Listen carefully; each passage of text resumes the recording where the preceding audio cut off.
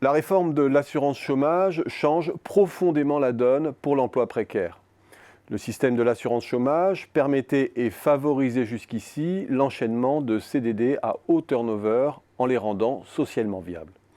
Avec un coût élevé pour l'UNEDIC, source principale de la dérive financière du système. Ce qui transformait de fait le gouvernement en cofinanceur de l'emploi précaire et l'assurance chômage en dispositif d'aide actif à l'emploi intermittent. À travers plusieurs mécanismes.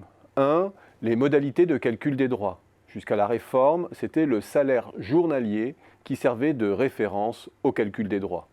Autrement dit, travailler 15 jours dans le mois à un taux journalier équivalent au SMIC permettait d'avoir accès à une indemnisation indexée sur le SMIC d'un mois complet et de fait de gagner davantage durant le mois au chômage que durant la période de demi-activité. 2. À travers aussi le mécanisme de report et de recharge des droits au chômage, mécanisme qui se mettait en place dès 150 heures de travail, soit un mois.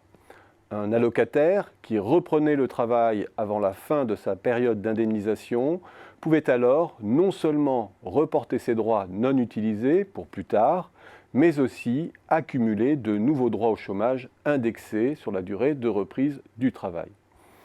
3. À travers enfin les règles de déclenchement des droits. Il suffisait jusqu'ici d'avoir travaillé au moins 4 mois en cumulé au cours des 28 derniers mois pour avoir accès à une indemnisation. La réforme du chômage va reparamétrer tout cela. Ce n'est plus le salaire journalier, mais mensuel qui servira de base au calcul des droits. Autrement dit, celui qui a travaillé 15 jours, rémunéré au SMIC, verra son indemnité indexée sur un demi-SMIC dorénavant. Concernant la recharge, elle ne s'enclenchera qu'après le seuil de 900 heures de travail, soit 6 mois versus 1 mois précédemment. Concernant enfin le déclenchement des droits, il faudra désormais avoir travaillé 6 mois au cours des 24 derniers mois. À tous les étages, les conditions de l'intermittence se sont durcies. S'ajoute à cela la surtaxation des entreprises qui recourent à l'emploi émietté. Avec le bonus-malus, qui vise les entreprises de plus de 11 salariés de 7 secteurs, notamment l'hôtellerie-restauration ou l'agroalimentaire, mais épargne la construction et la santé, qui minorera ou majorera à la marge les cotisations chômage des entreprises en fonction de l'écart de l'entreprise à la moyenne du secteur concernant le taux de rupture des contrats donnant lieu à une inscription au chômage. À quoi s'ajoute le forfait de 10 € sur le recrutement d'un CDD d'usage, qui agit donc de façon dégressive.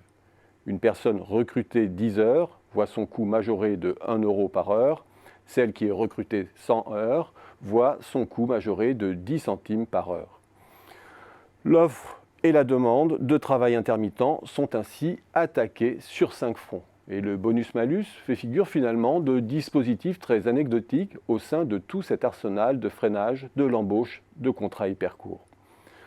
Tout cela se traduira par une baisse bien tangible du nombre de chômeurs indemnisés, qui devrait diminuer de l'ordre de 250 000, avec des retombées positives indéniables sur l'équilibre financier du système. Et tout cela devrait effectivement ralentir le turnover et l'embauche sur des durées très courtes. Mais gros bémol, cet affichage repose très peu sur les vertus du dispositif de bonus-malus, financièrement peu pénalisant et qui épargne les TPE et une majorité de secteurs. Il est obtenu au prix d'une précarisation financière accrue de tous ceux qui sont aujourd'hui dans le halo de l'emploi, ce qui revient à faire financer le redressement financier de l'assurance chômage par les plus précaires et non par la responsabilisation des entreprises. De fait, le problème social est déplacé mais non résolu. Et dans une économie très éloignée du plein emploi, le fait de restreindre la demi-solution des mini-jobs intermittents à la française risque bien de mettre en tension le champ des autres aides sociales, celui dont on nous dit déjà qu'il coûte un pognon dingue.